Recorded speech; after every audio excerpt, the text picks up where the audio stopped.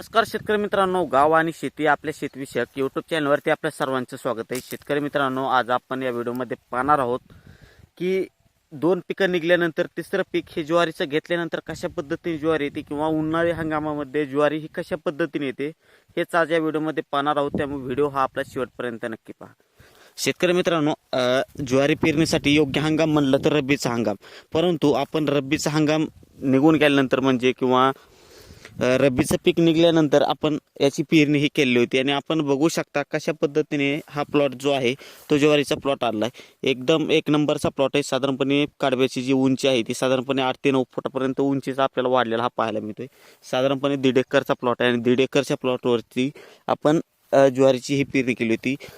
बरेच शेतकरी किंवा जे पारंपरिक पद्धतीने शेती करत असायची ते काय करायचे की सुरुवातीला आपण सोयाबीनचं पीक घेतलं, त्यानंतर सोयाबीनचं पीक घेतल्यानंतर आपण रब्बीचा हंगाम येतो आणि रब्बीच्या हंगामामध्ये सुरुवातीच्या काळामध्ये काय करायचे की ज्वारीची पेरणी करायची की जेणेकरून आपल्याला वर्षाकाठी फक्त 2च पिकं हे मिळतील।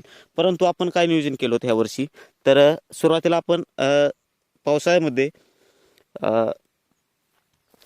सोयाबीनची पेरणी केली होती। सोयाबीनची पेरणी केल्यानंतर आपण त्यानंतर काय केलं, सोयाबीनची पेरणी केली, सोयाबीन काढल्यानंतर आपण राजमा पिकाची पेरणी केली होती। राजमा पिकाची पेरणी झाल्यानंतर आपण लगेच ज्वारीची पेरणी केली होती आणि अशा पद्धतीने ज्वारीचा हा प्लॉट आपल्याला आता आलेला आहे।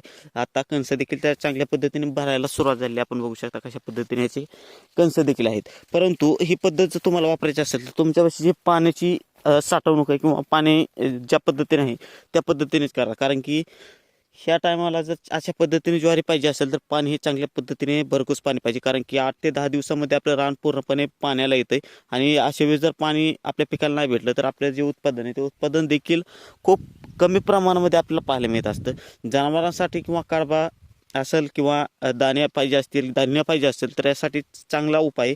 परंतु एक गोष्ट लक्षात ठेवा, कारण की जर रब्बी पिकामध्ये आपण राजमा पिकाची पेरणी केल्यानंतर राजमा पीक काढलं तर याची लवकरात लवकर पेरणी करायची, कारण की जर आपल्याला लवकर पेरणी केली तर आपल्या याची काढण्याची जी टायमिंग आहे ती टायमिंग देखील लवकरात लवकर येणे आणि आपल्या रानाची जी मशागत आहे ती लवकरात लवकर होईल। कारण की जर मशागतीला जर उशीर झाला तर रानाची जी तळायची किंवा त्याला मशागत करण्याचा जो वेळ असतो तो वेळ कमी प्रमाणात मिळत असतो। त्यामुळे शक्यतो लवकरात लवकर याची पेरणी करायची।